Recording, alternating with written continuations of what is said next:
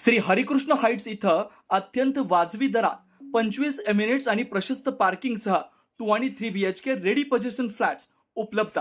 बुकिंगसाठी संपर्क पार्श्वनाथ प्रोजेक्ट 9090 78 78 33।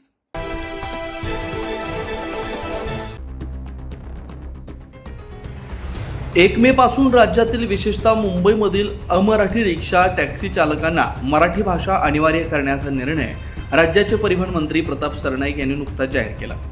मंत्री सरनाईक यांनी हा निर्णय जाहीर केल्यानंतर वाद चिघळला असल्याचं पाहायला मिळतंय।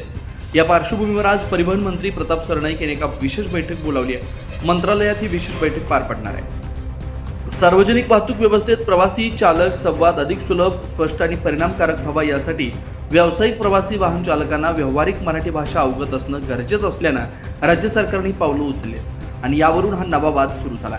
सरकारच्या या निर्णयाला मनसेसह शिवसेना ठाकरे पक्षानं पाठिंबा दिला, तर शिवसेना शिंदे गटात या निर्णयावरून फूट देखील पडल्याचं चित्र पाहायला मिळतंय। शिंदेंच्या शिवसेनेचे नेते संजय निरुपम यांनी या निर्णयाला विरोध दर्शवला आणि याच पार्श्वभूमीवर आज परिवहन मंत्री प्रताप सरनाईक यांनी मंत्रालयातील त्यांच्या दालनात ही महत्त्वपूर्ण बैठक बोलावली आहे। त्यामुळे या बैठकीत काय निर्णय होणार याकडे रिक्षा चालकांसह अवघ्या राज्याचं लक्ष लागलंय।